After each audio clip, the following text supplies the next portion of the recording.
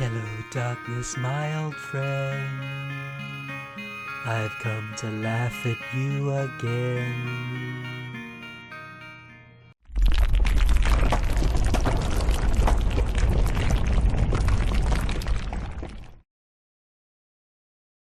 So remember our favourite race-baiting friend, Symone Sanders, formerly Bernie Sanders' National Press Secretary?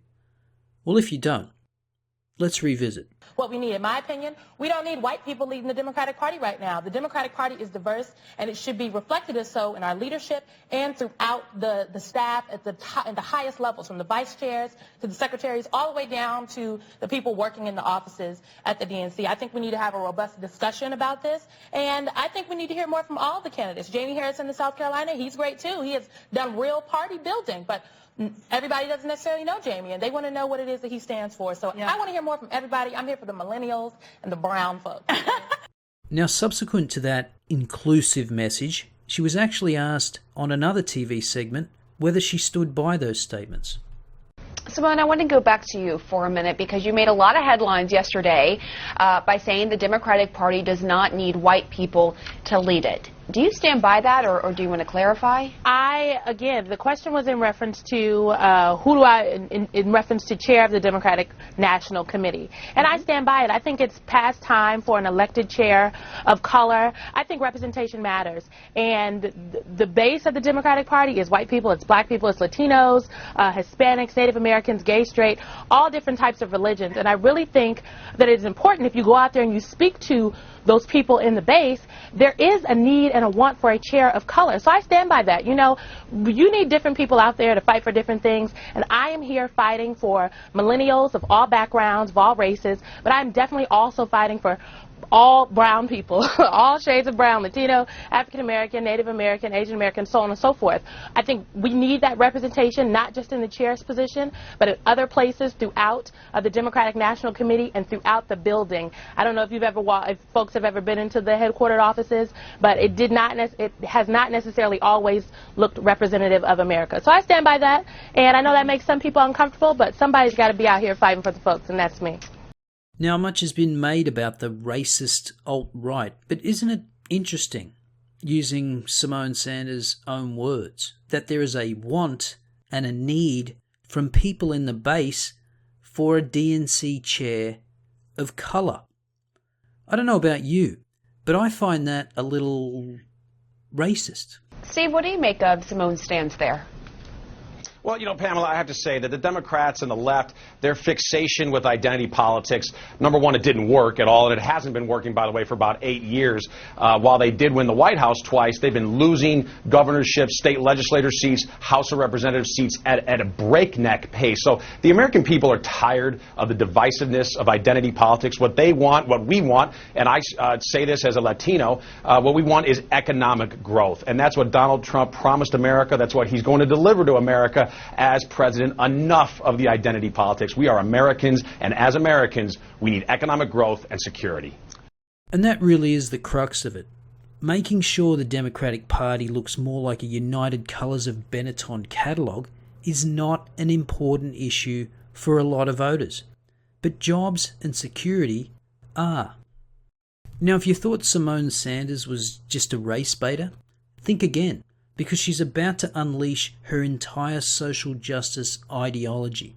All right, Pam, can I say one more thing? Go ahead, Symone. Yeah. I just want to note that it is really important that we talk about intersectionality. So yes, we need economic growth, but if we don't account for intersectionality, if we don't account for identity, as people like to say, then we're not talking about the fact that, yes, white women earn 79 cents for every dollar a white man makes, but black women earn 64 cents for every dollar a white man makes. Latino women, 54 cents. That is intersectionality. That is identity politics, and that is something we need to continue to talk about. Symone, none of that's true. If you do apples-to-apples comparisons of the exact same job, that's just not true. Women choose a lot of different professions than men. No.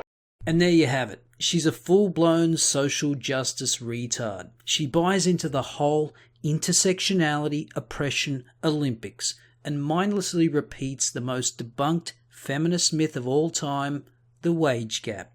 And the guy on the right knows his stuff. He knows the wage gap doesn't make like-for-like comparisons when it comes to jobs. But notice that the host has been duped by this nonsense. It's not true. There's certainly a wage gap between men and women. It's not true, but again, Yes, there certainly is an earnings gap between men and women, but the problem is the bullshit explanation for it trotted out by social justice idiots like Symone Sanders. Here she is again on CNN engaging in more race baiting, but this time she gets called on it. Do you think I ran a campaign where white supremacists had a platform? You going to look me in the face and tell me that? I did. Kellyanne really? did. Oh, and that's how you lost? I did. Do you think you could have just had a decent message for the white working class voters? Do you think this woman who has nothing in common with I'm not anybody, saying that's why you won, but that's these the kind of counties campaign we that was flipped run. over Yes. 200 counties that President Obama won and Donald Trump just won? You think that's because of what you just said or because people aren't ready for a woman president? Really? There was just one thing that both sides agreed on, and that was to blame the media. So let's bring in Symone Sanders, CNN political commentator and a Hillary Clinton supporter, and Betsy McCoy, former lieutenant governor of New York and a Donald Trump supporter. Good morning to both Good morning. Good morning. Symone, let me start with you. How does a discussion in a place like Harvard, I mean, of all places, get down to this level? Well, you know what? When tensions are high and emotions are still high, like I think on both sides, it was a really nasty general election campaign. Like we have to, from all sides, we were having conversations and still are about white supremacy and racism. We didn't get to have any real policy conversations. You know, Donald Trump trotted out the women who had accused former President Clinton. Yeah, I don't want to rehash all of the issues there. I just want to, how did this kind of a Harvard setting devolve into what was a verbal fistfight? For all the reasons I just listed, because the tensions were still high. So emotions and there's are still emotions there. are still high, and there are real questions on a real disagreement from both sides actually as to how Donald Trump actually ascended to be the 45th president of the United States of America. Okay, well, let me bring in Betsy, and before I do, I want to play a little bit more sound from this forum.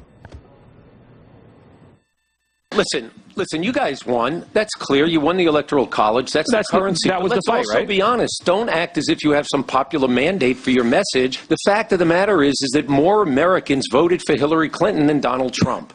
So let's put it in And there was total nothing context. that said the road to popular vote anywhere. Hey guys, we won. You don't have to respond. Okay, I mean, there we seriously? go. No. Hold on. Why is there no mandate? You've lost 60 congressional seats since President Obama got there. You lost more than a dozen senators, a dozen governors, 1,000 state We're talking legislative about seats. this election, No, you said there's no Kellyanne. mandate.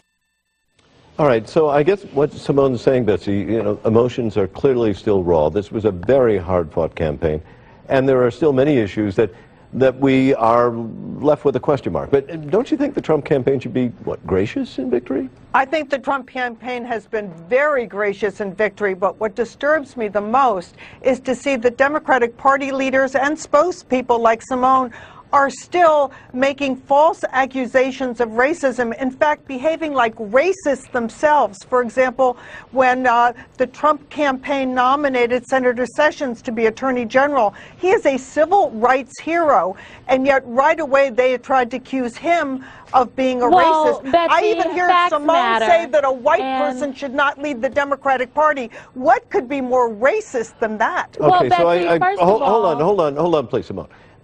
We're trying not to get back to the campaign. I'm trying to get Betsy.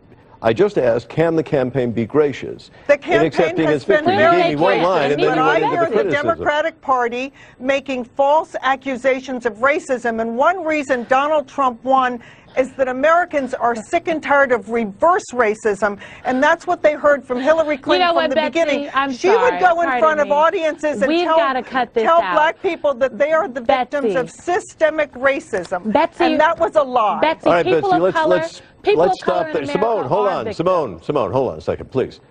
I will let you respond. You don't have to shout over me both. Go ahead, Symone. People of color in America are victims of systemic racism. And I really think it's important to note that while the Trump campaign, yes, they won. Donald Trump is going to be the next president. There's still some real underlying issues. The rhetoric that the campaign elevated, these fringe elements that they brought into mainstream, like these are things that people in America are still dealing with. That is why we are having conversations about racism and white supremacy. And the Trump campaign and the Republicans have to at least own that so we can move forward. all right. we don't Hold on, own it Symone. because those Betsy, accusations is of there white a way that you racism can? are is there false. Symone, Betsy, is there a way you can listen to a counter-argument, not shout back. I did listen to it, but I don't appreciate these accusations of racism because they are untrue, and the only reason that people like Symone constantly label their opponents as racist is they don't have an argument they can win on the merits. Checkmate. Now, it's good to see this disgusting racist ideologue being called out for what she is. But as I've said before, I hope she continues with her rhetoric because it's a huge advertisement to a lot of people to stay away from identity politics and the Democratic Party.